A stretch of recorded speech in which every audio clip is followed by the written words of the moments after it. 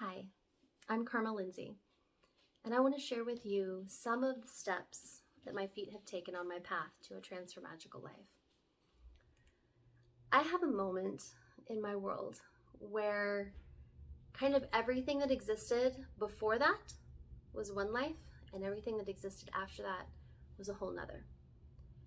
Now, this came as a result of one trauma after another, being just shoved into the shadow box and the defensive perimeters of my triggers. And I learned, actually, believe it or not, to create my world the way I needed it to be in order to accommodate the fact that I had this shadow box that was overfull and it had a defensive perimeter that had a defensive perimeter.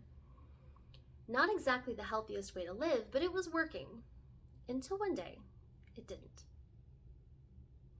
Now, I had something happen that was outside of my control.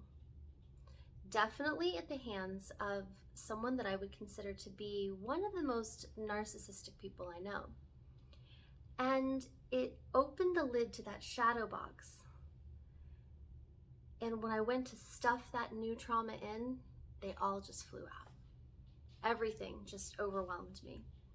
I was having memories and flashbacks PTSD style. My body was going into a limbic state just sitting there thinking about it. And I would hit fight or flight, and the worst thing was I hit freeze. And I couldn't get out.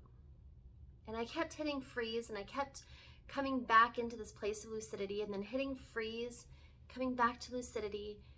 I would go to sleep and I would wake up in freeze response with my heart racing. Felt like it was up here in my throat. And I knew something was terribly wrong. I knew that my body was responding in ways that I couldn't understand. And I wasn't interpreting what it was saying to me in any way that made any kind of sense. Despite all of my training, despite the yoga, the breath work, every tool that I had at my disposal, in those moments I had no access to them. I had no idea what to do other than just be paralyzed and frozen. And then thaw out a little, and one day I woke up and I was in freeze and I thawed out, and then I made a call. And I called the crisis line for the counselors in my area. And they got me in the same day. And I sat down at an intake, and they assigned me a therapist. They sent me straight in to see a psychiatrist.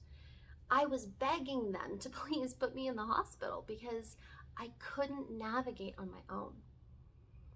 And they just kind of looked at me and said, well, you're not a danger to yourself or others, so we're going to send you home. But don't worry, we're going to put you in counseling. It's going to be okay. And I just thought, no.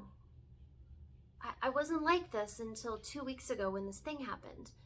And this thing happened, and I hit trauma response, and I'm explaining to them, I hit trauma response. I do this for a living. I know what I'm feeling. I just don't know what to do because my tools aren't working. And so I went home. I was pretty despondent, actually, because no one seemed to be taking me seriously. I crawled into bed, pulled the covers over my head, and I stayed there for 2 more days. And then a friend came by to check on me, and he wrapped the blanket tight around me, and he said to me, there's sweat lodge tonight. I need you to come. And I said, no. I'm not in a place where I can serve. I can't tend the stones. I can't be fire keeper tonight. Like, there's no way. And he just looked at me and said, no. You're always there for us. It's our turn to be there for you. Come. What better place to shed the energies that are stuck in your body than in lodge? And that made a whole lot of sense. So I got up, took a shower. I know. What's the point when you're going to sweat lodge, right? But trust me, I'd been in bed for 3 days without one. And I went. And somewhere in the old traditions, somewhere in those songs, somewhere with the sounds of the rattles and the stomping of feet, and in the warrior round, where it's hottest and the stones are just glowing red, and the battle cries and the shrieks, my face just hit the dirt. I laid down and I just started to cry. And I started to scream, and I started to just release all of this energy that was stuck right here in my chest. And when I was done, my face down in the dirt, mud from all of my tears, I got up. I walked out of the lodge, and I was better.